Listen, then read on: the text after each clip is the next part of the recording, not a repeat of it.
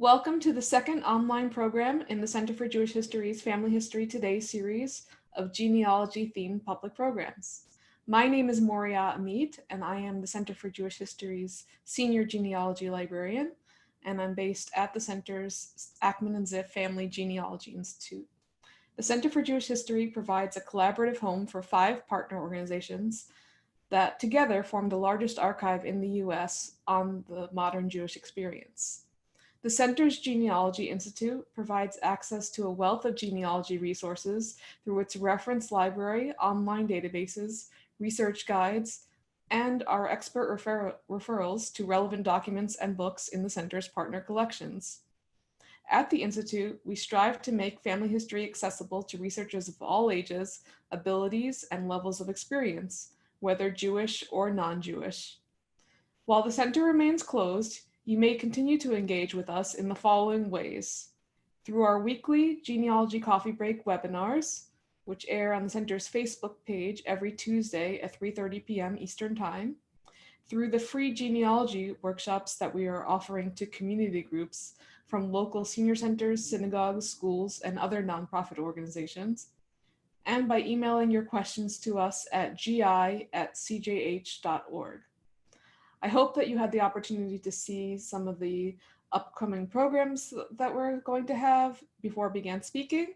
To learn more about these and other future programs, you may join our mailing list at bit.ly/CJHE-news, or check out our program calendar at programs.cjh.org. A few quick technical notes before I introduce tonight's speaker.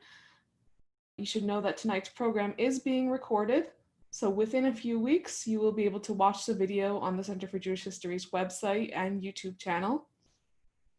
You may have noticed that your microphones have been muted and that the chat box has been disabled. This will be true throughout the program tonight.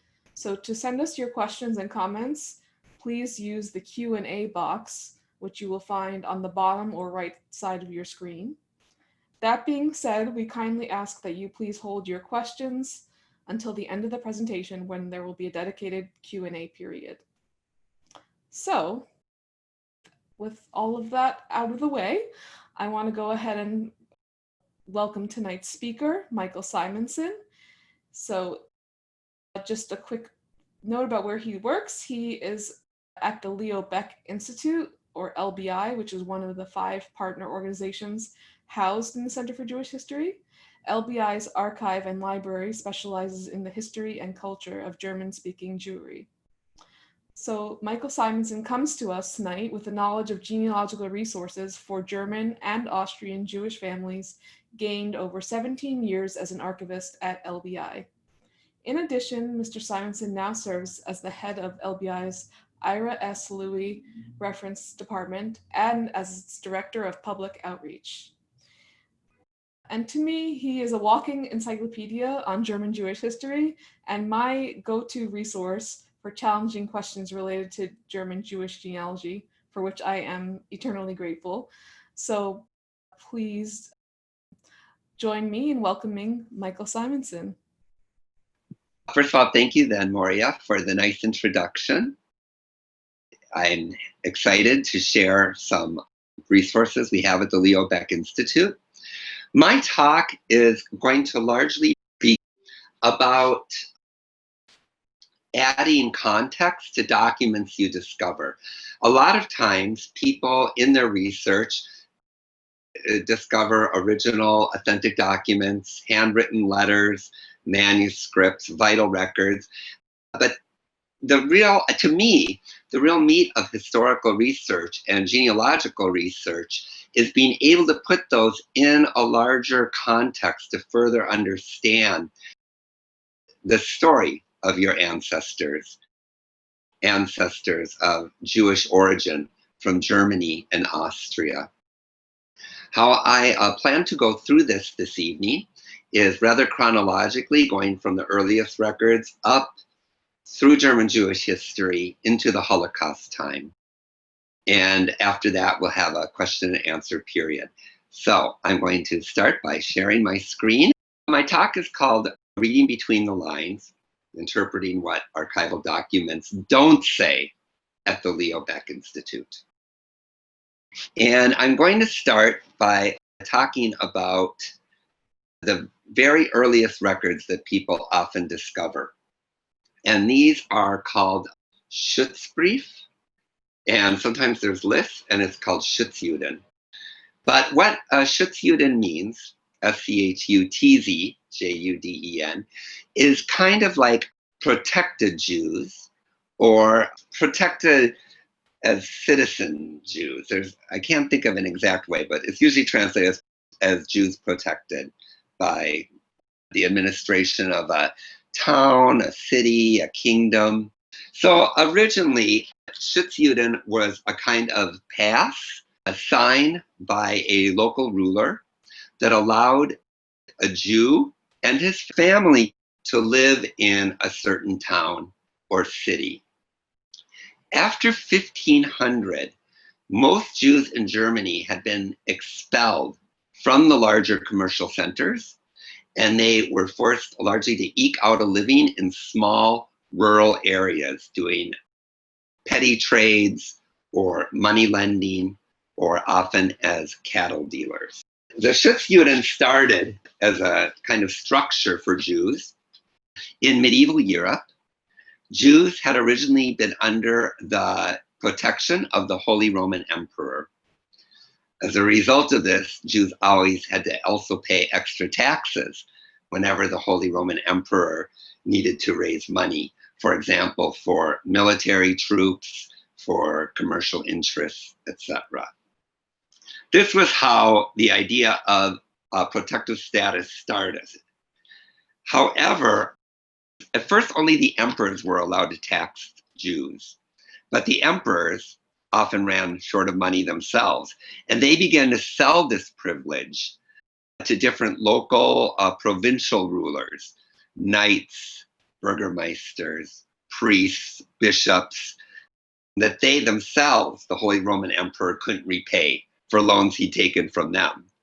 Thus, as a result, the Jews in the German lands slowly lost their imperial protection, and by the end of the 16th century, they were, in a sense, protected, to use the term loosely, by more local rulers. So what the Schutzbrief did is it's a document signed by a local ruler, and it allowed the holder of it, a man, to live in one of the rural communities with his family, to engage in a trade, if he was unmarried, to marry. The Schutzbrief, the Schutzprivileges, were largely passed down father to son. Now, what this meant was that other people, daughters, all of them, and all the other sons did not inherit this protective right. Therefore, they often had to live with the one relative who had the protective right, all in one household, generally helping with the profession in various ways.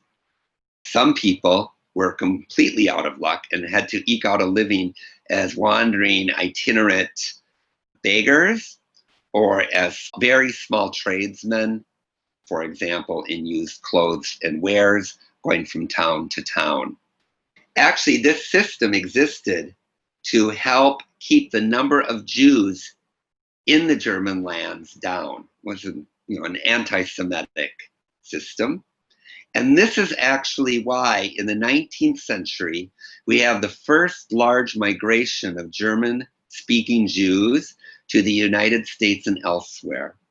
So if your family came to America in the 1820s, 1830s, 1840s, on into to about 1860, it is most likely because they were not Schutzjuden and did not have the protective paper, what would be called a Schutzbrief. And therefore, they had to go elsewhere. Also, remember, without a Schutzbrief, you couldn't marry. So, you couldn't have your own family. Therefore, many of these people also came to America to meet spouses eventually and start families, as well as have their own businesses.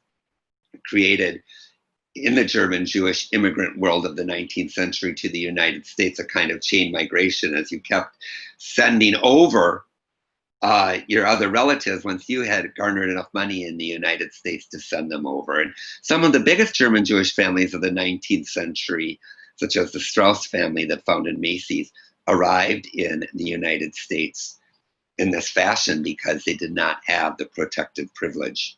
Another thing about the schutzbrief is that they often list the allowed trade of the individual. And this is very helpful because it provides a deeper context in what the family in Germany did for a business to survive economically. This is an example of a schutzbrief, and this one is from Friesenheim in Baden from the 1790s. So we have many of these at the Leo Baeck Institute. As far as German professions, people have come to me in my role as an archivist, trying to decipher what the schutzbrief says, and especially the professions. Jews were allowed only a limited amount of professions for the most part, and often it was only to serve the fellow Jewish community. Exceptions were money lending. Money lending is often thought of as a Jewish practice. In truth, in the Christian world of the German lands, Christians were allowed also to be money lenders, but there were periods where it was very frowned upon by the church. And therefore, Jews naturally filled this economy. I include here a list of old names for German professions. And as an example, I can send this around afterwards. I had one person come and we were trying so hard to figure out what the profession of the family had been. And then we finally found what was listed was an old antiquated word for a soap maker. So it's good to, and there's many glossaries like this online, but it's just people don't think of checking there. And that, of course, added a new dimension to discovering their own family history. We can move on into more modern periods. So this is a baptism certificate. It's from 1901 for a man named Georg Friedrich Deutsch in Vienna. And it might be shocking to us today, but I see many such examples of this in our archives. As German-speaking Jews secularized and achieved more rights as German and Austrian citizens throughout the late 19th century, actually throughout the whole 19th century, they increasingly identified as Germans and Austrians, and they became increasingly non-religious, less attached to their own Judaism, their own faith. So many times by 1890s, 1900, parents would take their children to local churches and have their newborn children baptized. Baptism was, in a sense, Heinrich Heine called it best a certificate into modern society. It opened up doors for education, for different professions, also for societal status and cultural status as well. So these certificates need to be seen in this light. The Deutsch family, many of them still celebrated the traditional Jewish holidays to some greater, some lesser extent. Others stopped doing this altogether. But the world of German-speaking Jews was increasingly a secular world. And many people converted not because they were really believed in Christianity, but because it opened more doors for them. And they were not so concerned about religion in general. That said, most people did remain Jews and registered with the Jewish communities where they lived. But baptism and conversion is not uncommon. Also, conversion is something that happened throughout history. So it happened also at times in medieval Europe. sometimes forced conversion, sometimes individuals who truly converted for religious reasons. In one case, a woman came to us. She had been tracing her family tree. She was German, Christian in her ethnicity. She had gone back to the 1500s, and suddenly the names all became people in the ghetto of Frankfurt, the famous Jewish ghetto that had been actually ruled by the Holy Roman Emperor himself throughout its history, for the most part. And she was wondering what happened. I was able to provide her with a number of books on the subject. And we discovered together that when Martin Luther had been trying to convert the Jews to his new faith, the Lutheran faith, which Jews generally did not convert to, they said no, which then gave rise to Martin Luther's fierce anti-Semitism. There was also a Jewish figure in the Frankfurt area who appeared and proclaimed himself the new Messiah. People said, the end of times is coming. The Christians are right about that, and it's in our own faith as well. And this is the Messiah. They supported this Messiah, they gave money, they gave gifts to him, and then he disappeared. He kind of swindled them. They realized he was not the Messiah. And then a group of the community said, well, this just proves Luther's right, and he is the Messiah. And so a pretty high percentage at that moment who had followed this other figure then converted to Lutheranism. And that's why in her family tree, there was this jump from these very traditional Jewish names in Frankfurt Ghetto to a daughter marrying a man who had a very Christian name in a small farming village outside of Frankfurt. And from there on, the whole family tree goes on in a German Christian fashion. So that was kind of an interesting story to discover. Anyway, many German and Austrian Jews in the late 19th and early 20th century, they did choose to convert to Christianity in order to achieve various aspects of more status in their societies. Sometimes people come to me because large amounts of childhood deaths, and they're wondering if there's explanations for it. This is a family tree that serves as a good example, sadly. Of course, mortality rates were very high anyway in 19th century Europe, as much as in 19th century America and elsewhere. But one aspect that's not often talked about is a genetic illness. Many children died in childbirth or after only a few days old. And part of this was because there was a large amount of intermarrying among German-speaking Jews in Europe, all through the late medieval period up into even the early 1900s.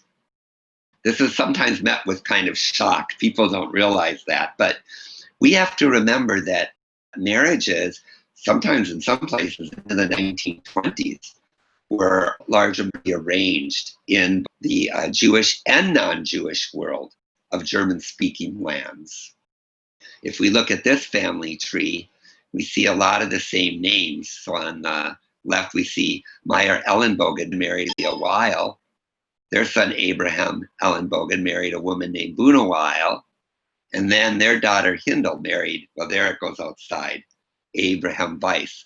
But on the bottom, we see the same names going all the way through, Ellenbogen and Weil. And going back further, we can see in this family tree, these were first cousins who married.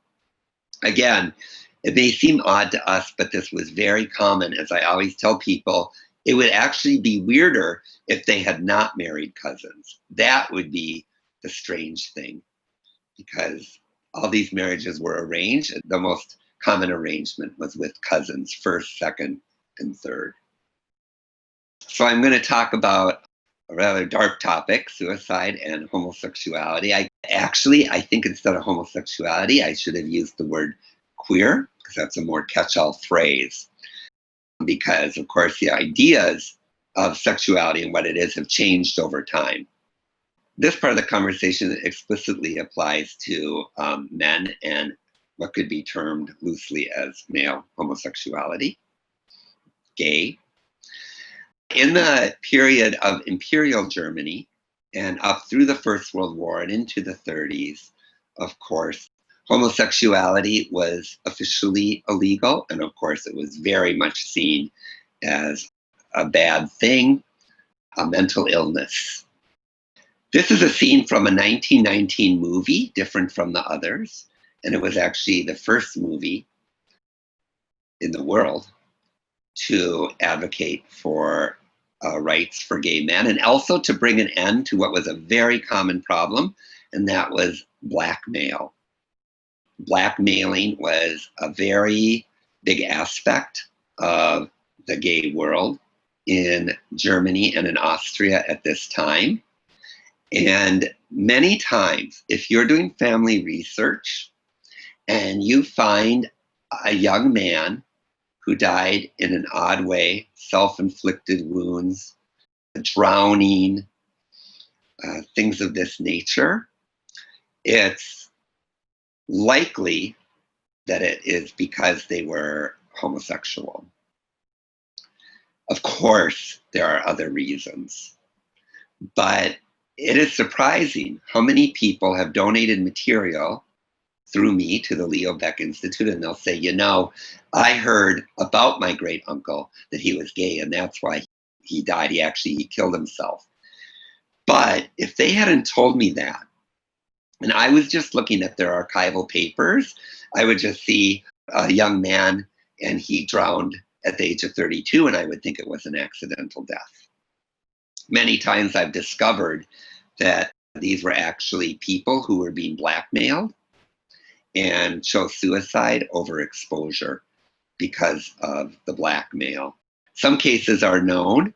There was a case of a man whose last name was Israel. They owned the very famous Kaufhaus Israel, this chain of very affluent department stores in Germany before the Nazi period. And one of them was a homosexual, and he was being heavily blackmailed. And he, for example, chose to take his own life. It was reported in the newspapers as falling over a boat while he was sailing. But the family knew the real story, and they told me it privately. This is another example. This is a woman from Vienna. It's a scene in her apartment. Her uncle collected many keys. That was like his hobby, keys to cemeteries, monasteries, old towers, churches. He had been a banker. He loved to play the piano. She was telling me about him. And then when the Nazi period came, he had never married. He chose to stay with the elderly relatives in Austria and not immigrate, though he could have, and take care of them. And as a result, he was sadly murdered along with them. And the person who told me this story said, by the way, he was gay. Like today, he would have been a gay man, but of course we didn't have that term at the time. And this is another case where that isn't written down anywhere. The story she told me, and I know. There's been a lot of work recently about queer people in archives, including in German Jewish archives. There's a woman named Anna Heikova who's done a lot of work about this, and it's become a big topic recently. At any rate, I wanted to bring this up in case you find such things in your own research, in your own families. It certainly adds a dimension that people don't think of. This man, when he decided not to leave his elderly relatives, he sent his collection of keys to this woman who now hangs them on her wall in memory of him. Divorce. People got divorced, of course, and it can cause a lot of confusion today for researchers. There can be a sudden changes of last names of various individuals. Going back to original maiden names, of names being used simultaneously. There can be the appearance of children. It might take a while to figure out their stepchildren. Outside of divorce, I just heard a story today, actually. Children might show up in records. You have no idea who they are. In the case today, it was a child from an affair that a male ancestor had had. And then they had contact with this child later on. As part of any respectable society, especially in times past, people did not really like to discuss about failed marriages in the family. And so today, researchers might not know these marriages existed. Sometimes we've had people also come to the archives and go through correspondence that has been donated us and discover people have been having affairs. And they get all kinds of information that they did not know, a little bit of salaciousness about the family at times. Also, sometimes there'll be letters in a collection or someone will be mentioned. And again, a family member will say, oh, that was actually my father's or my mother's lover. That was an extramarital affair. But again, if they hadn't told me that, I wouldn't know that. That's why I think oral history is really so important, because it gets those stories out that are not told in the papers. If you know the story, it adds a lot of context to the papers. I was working with some papers recently. A man wanted to send his son to Palestine, to a school there, and the mother kept saying, no, no. And the language and the strategies they were employing were very weird. The mother wanted to send the son to England or go with her to England. It took a while, trying to figure out what was going on. And then I was talking to the person who donated, and he said, oh yes, they were divorced. They had just divorced. They were also fighting, in a sense, for custody of the son and what they should, so to say, do with the son. In this case, actually, the son ended up going with the mother to England. I tell you these stories, I'm hoping they make you possibly think of different ways when you look at material you have about your own family history, ways you may not have thought about it before. And of course, we'll have a question and answer after this. The deportation period, I called this letters and diaries of the deportation period. We do get a lot of questions about the Holocaust and what happened to people. It can be confusing using letters and diaries because people were often very circumspect, and what they would say was very dangerous, of course. To say too much, if the letters or diaries were discovered, were read too closely. As one example, we have a journal of a woman from the Kristallnacht. So she says nothing about it. And then on November 10th, which is when all the men were arrested, she just says, went over to so-and-so's house, had coffee, everyone was home. Then I went over to so-and-so's house, said hello, had coffee, everyone was home. Went to so-and-so's house, Mr. Selig was not home. Her son was out as well. Well, this was code. That was her code for saying these men had been arrested and interned. But she didn't write it that way in her diary for fear that the wrong person would read it and she would be in trouble. This also goes through with the later deportation period in letters, where people won't say exactly what's happening for the same fears, but they will constantly hint at it. We have to go on a trip. Finally, it's our time to go on the same trip as your aunt. Our doctor so-and-so, who you remember, they're usually writing people in America, at least in our archives. You remember him, sadly he died. And it's too bad because he was supposed to go in 2 days on transport with his wife. And when I looked that up, often these people had committed suicide to avoid the deportation. I've had people say to me that, very few people committed suicide, etc.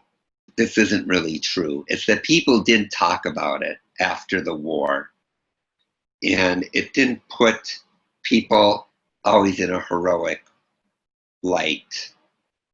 So I would be the first to say, what options did people have? We have to also remember the amount of German and Austrian Jews left by the time of the deportations were very few. It was only about 1/5 of the population. 4/5 had gotten out, though it was not easy. You needed a visa to leave the country, to go start a new life elsewhere. The Depression had just happened. Anti-Semitism, anti-immigrant feelings were in the air all over the world. So you had to prove, if you could even get a visa, that you would be able to support yourself, or you had to have someone who would guarantee they would support you if you couldn't make it. Therefore, the people left behind were people who didn't have the right papers to immigrate in the first place. That was largely people from what had become Poland, Russia, Bukovina, Galicia, who had come to Germany and Austria seeking a better life, but had never become citizens of those countries, so weren't on those quotas. It was elderly people. Visas were not given to elderly people because they were seen as people who wouldn't be able to work when they arrived in their new countries, new homes. So the elderly were stuck in Germany and Austria. People with mental or physical handicaps could not get visas. And then it was up to the other people. Do we stay behind with these people who can't leave, or do we go? So Lucy Adelsberger, she was from Berlin, a survivor of Auschwitz. She says in her memoir, in the end, the choice was always, do you leave your elderly parents or not? That's how she put it. And that's basically true. She chose not to. And as a result, she went through the Holocaust and was lucky enough to survive. Speaking of the Holocaust, I wanted to say too, there is a lot of confusion also about where people were sent. And I wanted to clarify a few things about that. Actually, about 1/4 of the people in Germany and Austria, Jews who were deported and killed, were sent to the Baltic states. This is not, I find, a very well-known fact. There's always this idea that people were sent to Auschwitz, basically, and they were killed there. And most German and Austrian Jews were not sent to Auschwitz. The largest portions were sent to the Baltic states, Riga, Kovno, a place little known today called Mali Strastenitz, where they were murdered, largely by mass shootings, and or died at slave labor. In the spring of 1942, in what are called the Easter transports, there was a sweep throughout both Germany and Austria, and a large amount of those people were sent to Poland. Officially, they were sent to a ghetto called Izbica, which many of you have probably never heard of. But this was another big destination for Jews from Germany and Austria. It was a ghetto. The people were kept there a few months, and they were largely murdered later in Belzec and in Sobibor. Then the final large deportations took away all the people who had been protected up to that time because of status. Rabbi Leo Beck was one of them.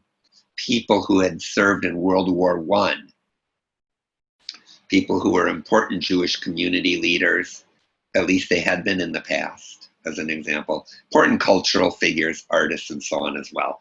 That's why Theresienstadt is sometimes called, this artistic privileged ghetto.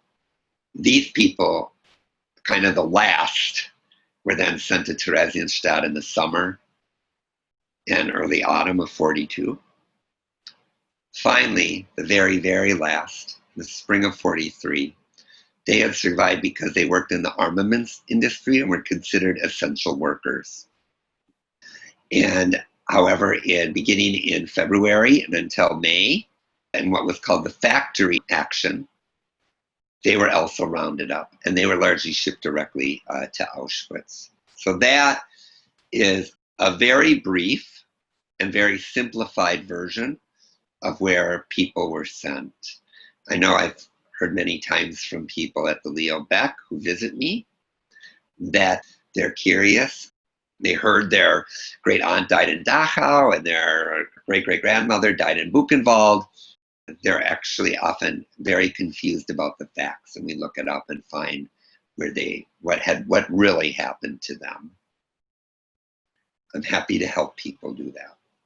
This is a picture actually from those famous Easter transports in the spring of 42 from Würzburg in Germany. I wanted to add a final note about the Holocaust, and that's about the ghetto in Theresienstadt. I often encounter a lot of confusion about what Theresienstadt was. In some ways it was a model ghetto, and they had this arts and this culture, but people also died there.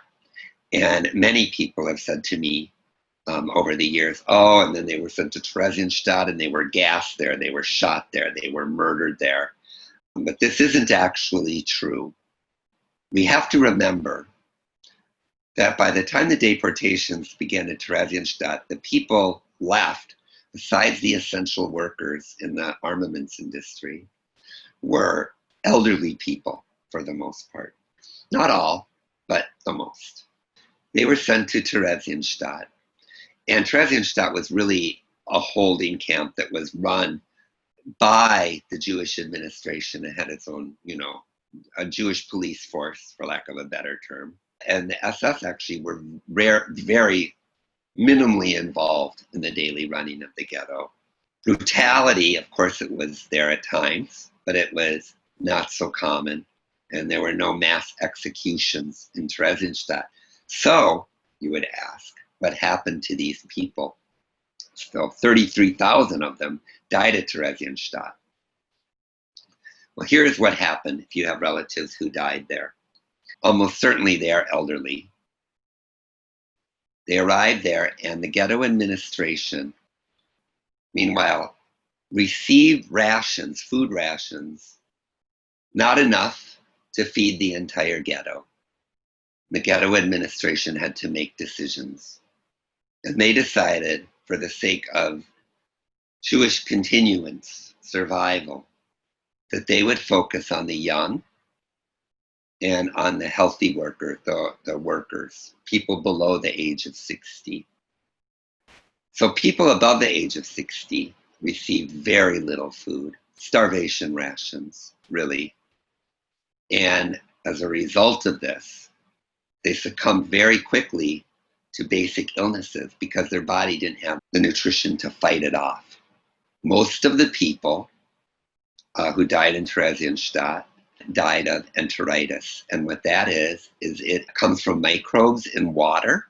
This was in the drinking water in Theresienstadt Ghetto. And in normal times, with a healthy nutritional diet, it is easy to fight off. It's diarrhea, it's mild stomach inflammation, intestinal inflammation. But for the elderly who had very little nutrients, it was often a death sentence. And they didn't survive it. And this accounts for really pretty much the 33,000 people who died in the Theresienstadt ghetto. Of course, the ghetto was also a place just holding people. The vast majority did not stay there too long, but were sent into Auschwitz and to a lesser extent, though huge deportation still, to Treblinka, where they were murdered. I didn't want to end on such a sad note, but it is part of history, and it is part of something of a question I often encounter. So That's my little presentation. I hope it gave you some food for thought. I wanted to be sure there was lots of time for questions and answers. So thank you for listening. Please send in your questions now, and we'll try to get to as many as we can. Okay, so let's see. A question about Buchenwald. Can you explain why my grandfather's rap sheet, and this is in quotation marks, from Buchenwald was marked Dikal, Dikal, indicating that he could not be sent to another concentration camp? Can I ask what year this was? I'm not sure. Sam G, would you like to add that to your question? I'm guessing it's 1938, 1939. And if that's the case, it's because he was being held in what would have been called a kind of a protective custody. The Jewish men who were arrested after the Kristallnacht were never meant to be interned long term. It was an effort to terrorize the men. And meanwhile, the women and the people not imprisoned were supposed to be working to ensure that upon the release of the men, they would leave the country. At that time, the Nazi program was still expulsion of the Jews. It only really turned towards deportation and murder. Sam just added that his grandfather this document of his grandfather comes from 1941. Oh, 1941. So he had been held there for quite a long time, but that would be still a sign of protective custody. Okay. So to me, it would mean that I don't know the story enough, so I'm sorry about that. I'd be interested to know the date he was arrested and interned in Buchenwald. That would tell a lot too. Okay, so perhaps Sam, if you have further questions, you can. 41's pretty late. I assume most people that were there, following the Kristallnacht, and then after that they were able to flee the country. But 1941 implies he was also probably arrested later. But he's still in this kind of protective custody. Otherwise, he would have been allowed to move to different camps and so on. Okay. I mean, allowed in quotation marks, obviously. So another question is about the schutzbriefs that you mentioned at the beginning of the presentation. Are there lists of these at the center? So we have some lists, but you know what we have even more important? In the reading room, we have a multi-volume set published by the German government. And if you go through that set, you can find pretty much all the existing lists of Schutzjuden. Okay. And all the existing schutzbrief, because most of them are in Europe. They're still in Germany at state archives, at municipality archives as well. And that's what I would suggest doing. Okay, thank you. And if you come to the reading room or you write, I can give you more details, of course, about what exact volume it is and so on and so forth. Have you ever encountered a record of someone converting to Judaism? Only in the more recent time period, when a Jewish man married a non-Jewish woman and she converted to Judaism. In the case of that family, Judaism was obviously important to this man, though I don't think they were really practicing people, but it had some importance to them culturally, ethnically, historically. And it's very interesting because that marriage caused a lot of problems, because under the Nazi law, Jews were protected by mixed marriages. But because she had converted, she was considered a Jew. When her husband died, likely of suicide actually, in the Jewish hospital in Berlin in the autumn of 1942, probably he was faced with deportation, she was able to remove herself from the Jewish community by bribing an office worker at the city archives. And So then she was no longer considered Jewish, and that allowed her to help protect her daughter, who until that moment was considered a full Jew. The Nazi laws were very complicated about this. Okay, but it was still pretty rare, right? It wasn't so rare. I come across it time to time. But Okay. in Europe, of course, these were more like civil registries. Hmm. And so they didn't really have so much meaning from a spiritual religious perspective, I would say. Okay, so one person wrote about oral history, stating Mhm. that oral histories are not always reliable. Um, Absolutely how correct. would you recommend working with them? To do a lot of background research on what the people say. Okay. That's what I would say. So I think this is always the case with any kind of archival documents. The Leo Beck also has a giant library. And I think with any documents, it's important to look at the time period, the place the document was issued as well, and to do a lot of background reading. I also have found oral histories that are inaccurate many times. And it's definitely true that memory is not always secure either. People remember things in different ways. Yeah, I've certainly Mhm. found that in my own family. Are the physical schutzbriefs, so the actual documents, are they mostly held by the local administrations in Germany, or would they have been passed down from father to son? Some have been passed down to father and son, and that's how they've ended up in our archives, actually. Sometimes the family always kept possession of them. They even brought them over when they fled Europe in the 1930s. Others have found their way into a variety of archives. I mean, it's sometimes it's city archives, state archives, sometimes Jewish archives too. So I think there's a number of them. I think at the Centrum Judaicum Okay. So in they were Berlin. not, so essentially what you're saying is they were not centrally No, they're stored not. anywhere.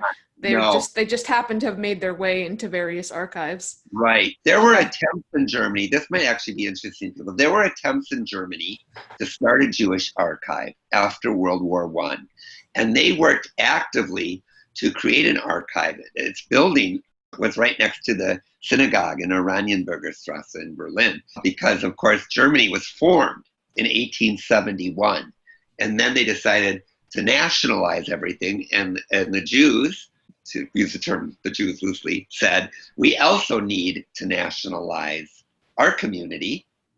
And so they were creating a German archive in Berlin. And so they were working to gather these documents. And they gathered a lot.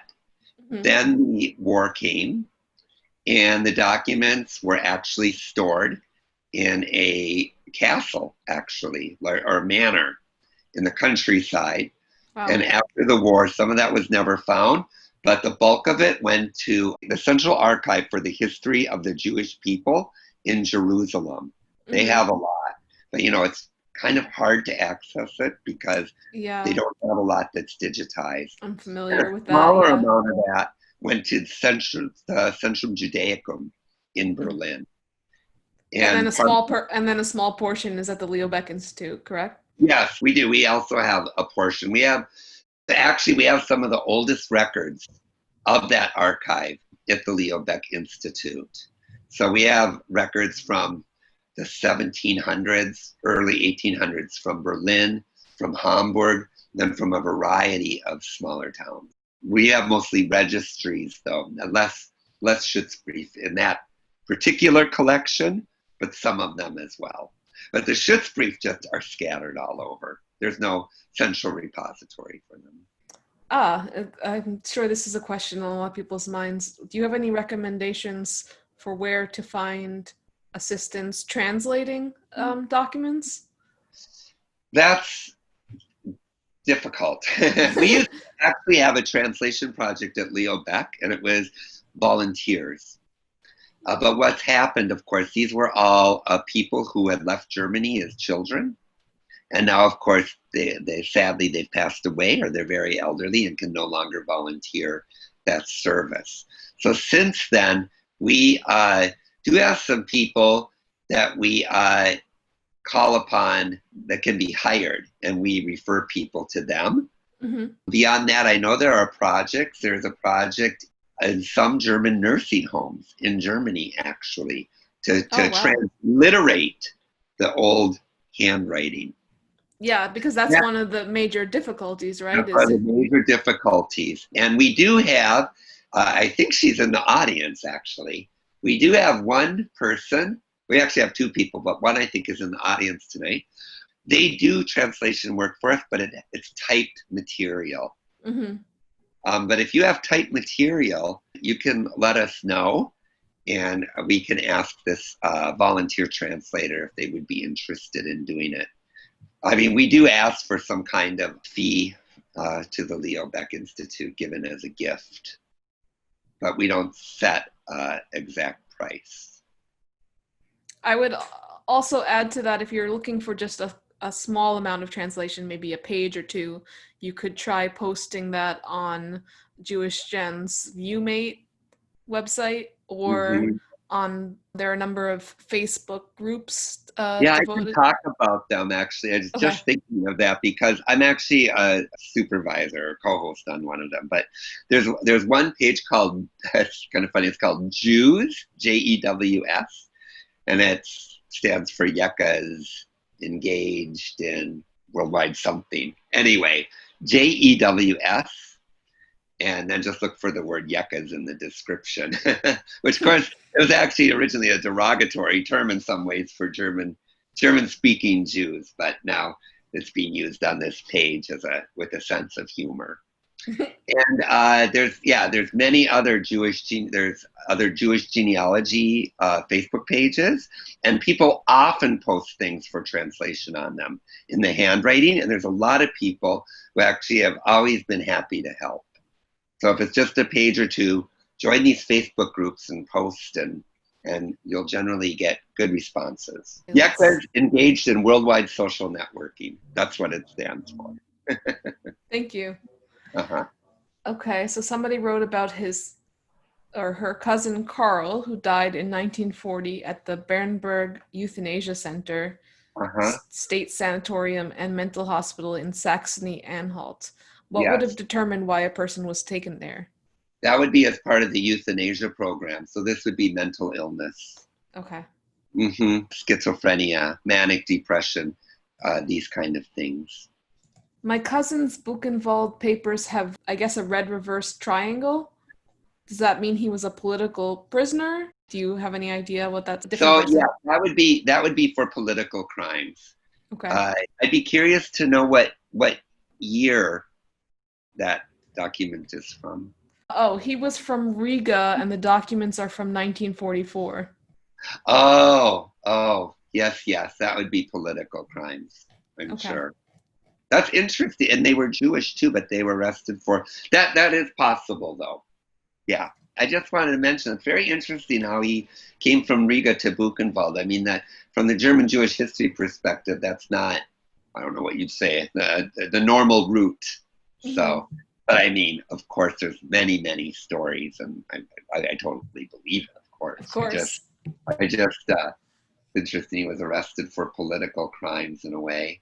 Mm-hmm. What was the name of the false messiah from Frankfurt that you I mentioned? can't remember, but I can. If you write me, I can look it up and let you know.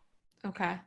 That's a very strange story, isn't It it? is a very strange story. Very strange, and And yeah, it was what very time period was that again? much 16th century. 16th century, yeah, the same time that Martin Luther Martin Luther, was right? active, yeah. Exactly. These people thought that the world was ending. I mean, this was a common thought that everyone, Jewish and non-Jewish, kind of had in the Europe of that time. So they believed this one man was the Messiah. When he wasn't, they thought, oh, I guess Martin Luther's right. It's just been proven. And then they converted. So very strange. I mean, to be sure, it was probably a small percentage of people, but nonetheless, it was enough that it's written about in history books.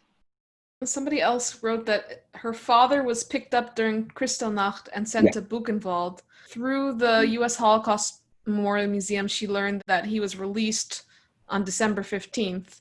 Hmm. Do you have any idea what the requirements for release were? Or So there were different ways people were released. The idea was originally that people would only be released if they guaranteed they would leave the country by a set time. 3 months, within 3 months of their release was the normal. Sometimes they said 4, I believe. and And so I'm guessing that this is why. Probably also his wife or mother or the relatives who hadn't been in prison. These people were kind of held hostage to force these people to sell things, to get the paperwork going, to, all in this attempt to push everyone out of the country, scare them out, take their assets, mhm. etc. Things like this. And sometimes people who couldn't do that, poor people or people without connections, those people were not released ever from Buchenwald, from Dachau as well, other smaller camps. Sometimes people knew people, right? I know a story of a person who worked at the American consulate, and then her brother was arrested. And so she said to her friends at the consulate in Stuttgart, "You have to help my brother." And Ah, they okay. did. But people used connections too they paid heavy fees. They went to the city halls every day in the smaller towns, petitioned the police. The police said, do this, do that, Okay. trying to get people to pay big fees, etc. So there was a lot of bribery involved. There was a fair amount of bribery as well, though I don't know if I'd call it overtly bribery, but in the Mhm. end, it's a kind of like pay to get them out Yeah. and then get out of the country. Hmm. Do you know what kinds of documents were required for leaving Germany in early There was a lot 1938? of documents, and it depended where you were going as Hmm. well. You needed an affidavit, and so we'll talk about America. You Hmm. needed an affidavit, and that was something that said you had someone in America who would financially support you if you were unable to support yourself. So at first you had to find that person, and Hmm. sadly, that wasn't as easy as it sounds all the time. I think a very famous case of that is when Anne Frank's family, right? They had relatives in Boston. I Hmm. believe relatives chose not to provide an affidavit. Oh, yeah. Yeah. I think And I've heard of that. Yeah. yeah, and it caused a lot after the war, of course, it caused a huge amount of friction in families if people had survived. So that was one thing. And then strangely, you often needed a document from the police saying you had been a good citizen. This was something needed on the American side because they were scared that they'd be bringing criminals into the Hmm. country. And of course, because of the anti Semitism, sadly, people did believe Jews were criminals sometimes. And further to that, they were German. They might be Nazis. They didn't really have an understanding all the time of what was happening to the Jews in Germany and Austria. A good example of that is in England, and to a less extent here too, where when the war started, the German Jewish refugees in England were imprisoned in internment camps because they were thought of as possibly this fifth column that would overthrow the British government for the Nazis. So they really didn't understand what had happened or what was happening to the Jews of Germany and Austria. So those were some of the documents. And then the visa that was issued, that was like your pass to actually go to the whatever country you were going to after all this other paperwork was filled out. And of course, a lot of the paperwork took a lot of money to complete. And some people could not complete the paperwork. One example, which I'll bring up because maybe some families have a similar thing, is a lot of Jews, especially in Vienna, had originally moved there. The families had moved there from Galicia in, say, 1890, 1900, 1910. And they were Yiddish speaking Jews who were often more religious. They generally lived in the district of Vienna known as Leopoldstadt, the second district. They had often married with only a ketubah, but they had never registered their marriages officially, nor had they ever become official citizens of Austria. So when the time came, 1938, 39, the Nazis had occupied, everyone wanted to get out. These people were trapped. They had no marriage certificates. Sometimes they had no certificates of birth for their children because they had never registered with the community and the city authorities. Because for them, from a religious perspective, a ketubah, a circumcision record, that was enough for them to feel it was legal. But it was not enough for the Nazis or for the authorities in the countries they had hoped to flee to. And this group of people then were trapped in Europe. Oh, this is an interesting question. Mm-hmm. Was there a large migration from Germany to Russia in the 1800s or earlier? No, I think is this and I'm just asking, is this a reference to the large Jewish populations of Eastern Europe and where they came from originally? I wonder. I'm happy to answer if that's the Jean, case. if you're still here, you can. I can just say quickly, if you're talking about much earlier times, there had been flights of Jews to Eastern Europe. Now, it's commonly thought that the Jews who fled to Eastern Europe after the First Crusade, at the time of the big expulsions of the late 15th, early 16th century, went to what is today Poland and into Russia and established themselves there. And there is truth in that, definitely. However, more recent research has shown that most people did not flee that far during times of expulsion. So this is also an interesting thing. I think now the theory is the East European Jew that used to be thought they had fled largely from the German lands, and now I think it's often believed they more likely fled from more of the Slavic lands into Russia directly and so on. So this is still debated, and Okay. certainly Yiddish has a lot of roots in German, Mm-hmm. but it does seem that like in 1500, for example, there was a vast expulsion of Jews from all the German commercial centers by the Holy Roman Emperor because of the, actually, interestingly enough, because of the Franciscans and the Dominicans who were very anti-Semitic. But these people, it was often thought they fled to Poland or Russia to start over. But now it's believed more that they fled to these little towns and just stayed there and just tried to eke out a living as best they could.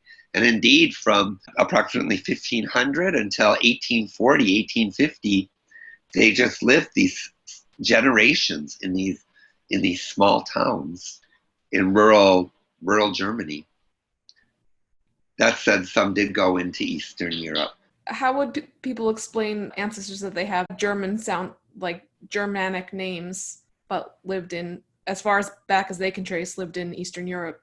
Well, that would certainly come from the Yiddish. I think it's actually more a question of how Yiddish spread as a language through Eastern Europe. And, I don't know enough about that. Okay. So I can't say more than that. And also, people did flee to Eastern. It's not that they didn't flee. There's definitely records and evidence, but it wasn't this as mass an exodus as has previously been believed. I hope people are finding this interesting. I certainly am. So there's a specific question that came in. My mom escaped Berlin in December 1940. She was 5 and took the Trans-Siberian Railroad with her parents. Mm-hmm. They had a 3-month visa for Japan, and then they got visas to Panama. When they got to Balboa, Panama changed its mind, demanding the captain take the Jews back to Japan, and then Japan said no. At the last minute, they were allowed in, I guess meaning into the U.S., via Angel Island in April 1941. Oh, sure. This person wants to investigate how this ship was allowed in so late. Actually, that isn't so late. Shipping to and from the United States was still going on. The story is remarkable that you just told. So thank you for sharing that. That's an amazing story. But as far as the shipping allowed to land, I mean, obviously they had made some kind of agreement with the American government while at sea, obviously, and they must have had, some people on the ship must have had to pull some connections to make that happen. But there are a number of stories like this all through 1941. You know, actually, it's interesting you say that because part of it is the St. Louis, which was a terrible tragedy, the ship, the St. Louis, in 1939. Certainly a story to be known and remembered, but it does also kind of hide a lot of other similar stories about ships that were not allowed to land in the places they were supposed to. And there's a number of ships where this actually happened. I'm Okay. just glad that they managed to figure out how to be allowed to land in the United States. Sadly, unlike the St. Louis. Yeah, I understand there are unfortunately a number of those stories. Oh, somebody asks about why did Jews move from Galicia to Vienna? Ah, yes, professional opportunities, cultural opportunities, educational opportunities, and less anti Semitism, I would say. You know, Galicia was part of Austria. I mean, probably the person asking knows this, so I'm sorry that. But Galicia was part of Austria. So, you know, for them, it wasn't even moving to another country, it was moving to their capital. And you could move to the regional capital of Lemberg, which today is Lviv in Ukraine, or you could go to Vienna and start a new life there. And many people did that. Now, during World War I, there was a huge influx of Jews who fled Galicia because of World War I with the battlefields. Many of the battlefields were in Galicia, and it was really very heavily damaged and hurt by the First World War. And thousands of Jews fled to Vienna and started new lives there. Did any of them escape or flee in order to avoid serving in the Polish army? No, No. Okay. not. It's not the same story as, for example, the Tsar in Russia and so on. Yeah. Yeah, in fact, I would say, sadly, the Polish army was, I mean, they didn't really want Jews, to be sure. Because they were, you know, due to anti Semitism and so on, I think. It wasn't a conscription. They didn't have this conscription. And Galicia wasn't part of Poland. I mean, that's an important thing to remember. Galicia was part of Austria.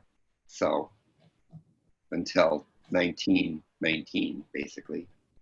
You know, I can go on a little about Galicia. The lives of Jews in Galicia was often people were economically impoverished, and there were all classes of people, the wealthy to the poor. But many people were living lives as economically poor people in rural villages. So it was natural to want to go to Vienna, to leave your small town and go to the big city and try and succeed there. Is there documentation for Dachau? Yes. I mean, we don't have so much here, but Dachau itself has a pretty extensive archive. And So that Arlson would be has. the best place for people to go? I would maybe start with Dachau. It depends what they're looking for, actually. Many places one could look, but it doesn't hurt to talk to the Gedenkstätte in Dachau because they have a lot right there. When were schutzbrief no longer required? Yeah, so it changed at different times. So in the early 1800s, when Napoleon conquered large parts of Europe, there were parts of, particularly of the state of Baden, where I think he made Jews equal citizens. Though he said that, the German authorities of the various provinces, I mean, there was no Germany yet, right? So the German lands largely kind of ignored this, but but there are parts of Baden where they did take it to heart and they discontinued this schutzbrief tradition. Very small parts, and in many of those places, it was reinstituted after Napoleon lost. But the move towards emancipation had already started because of the French occupation, and it was gaining speed. So depending where you were, in some places it stopped in the 1830s, 1840s. Some it went on. Finally, it was abolished completely when Germany became a nation in 1871. I would say 1840s. It was over. It was As over already by the a structure 1840s. for most Okay. people. 1850s. Yeah, Wow. I mean, it really is the main reason everyone came to America and this big first German Jewish migration of the mid 19th century, because it was so strict. You couldn't make a living for yourself. You couldn't marry even. I mean, that it must have been a very difficult structure to live under. Wow, the questions keep coming in fast and furious. Great. But would you like to continue till 7:30? I can continue. I'm happy to continue. Okay. As long as others are happy with it. Is there a source to find out where one's father served in the German army during World War I? Yes, that would be in Freiburg, Germany. There's a military archive. If you go to Google and type in Bundesarchiv military Freiburg, it will come right up. That's your place. Thank you. Are there census records of the Kovno Ghetto during World War II, and where would you find them? So that I don't know as much. Because that's kind of out of my area, though many German Jews were sent to Kovno, German and Austrian Jews, but they were largely murdered on arrival. I don't know how to say that more in any gentle way. And therefore, it hasn't really come up as a question at the Leo Baeck Institute. Mm-hmm. I guess I would contact the Holocaust Museum. In Washington or Washington, and just ask them about records. I'm sure such records exist. They had a very big administration in Kovno Ghetto, but I don't know too much about it. Yivo might have some stuff too. Yivo might have some stuff too. Mm-hmm. I would check into that as well. Yeah. I know more about Theresienstadt and Lodz Ghetto. Mm-hmm. And this is Bika Ghetto that I mentioned earlier. Nothing really survived from that. So you have to kind of put the story together through kind of random documents. But there's been a lot of work done on that now. So. My aunt fled from Berlin to Barcelona with her parents as a little girl. Can you explain that path? You know what? It's kind of dependent what year. It kind of depends on the year, right? Linda, if you're still there, can you put in the year? You can read it to me. Oh, I think in the 30s. Okay. That was probably, I would guess, Berlin through Netherlands, and then to Paris, and then down through the south of France, and then over. That would be the usual route for that time. I mean, there were many routes in the 30s, but that would be the most typical one people would have taken. Yeah. I wonder, did they stay in Barcelona? I mean, well, Linda, you answer that if you want, because that's a very interesting time, because then a lot of those... okay. So Linda was actually asking in terms of getting legal passes out. How would they have done that? Gone to the Spanish consulate in Berlin. Okay. That's what they would have done. They would have had to go to the Spanish consulate in Berlin. And they probably also would have had to have some kind of connection to Spain or known people there. It would have been hard to get there without having some kind of pull, I would say. Spain was not very accepting of Jewish refugees. So does that mean they would have had to know someone there? They would have had to, yes, they would have had to know someone. It would have had to be Or what about through one of the Jewish organizations? I think less likely at that time. Less likely at the time? Okay. Yeah, in the 30s, I don't think so. Early 40s, yes. Then that's why I was wondering, but yeah, in the 30s it would have been. Other routes that are people are interested in, how would people have gotten from Vienna to Mexico in 1938? Yes, they would have gone through Marseille or Lisbon. That's where they would have got the book. And how would they have gotten the necessary, exit visas or? So the stories I know from there, I know that Mexico this is from Austria, right? Vienna, yeah. Yeah. Mm-hmm. After the Anschluss, they did open up their quota. So a number of people actually did go to Mexico from Vienna, who were able to claim a status just as refugee. But you also needed to, these other things like pay a certain fee, prove to the government that you could provide for yourself, and etc. But they did open up there's still a square in Mexico City, I think, called, I don't know, Austria Square or something. And named that because of how they took in these Austrian Jews in 1938. Oh, okay. Yeah, yeah. And there was a passage, for lack of a better word, between southern France and Mexico that had kind of existed since the Spanish Civil War, when many refugees had gone into the south of France and ended up in the Marseille area and were interned. And then later, Jewish refugees were also often interned in camps in the south of France. But there was already this connection between Marseille and Mexico that had developed because of the Spanish Civil War. So people were able in many ways to access this channel, so to say, and thus end up in Mexico. It was a strange thing, but that was a route that was kind of open because of the Spanish Civil War. Somebody actually commented on the question that was brought up earlier about German sounding names in Eastern Europe, especially in Galicia.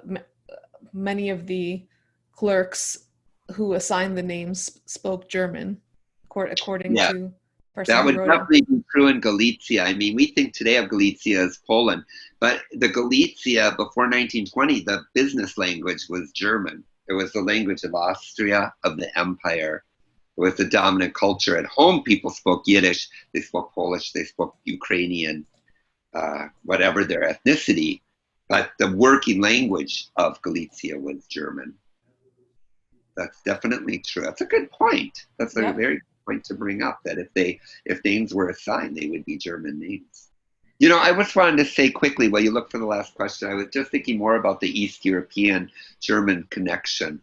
And in the Middle Ages and in the early modern era, when Jews fled to Eastern Europe, they couldn't just flee anywhere. They also had a kind of schutz system, for lack of a better word.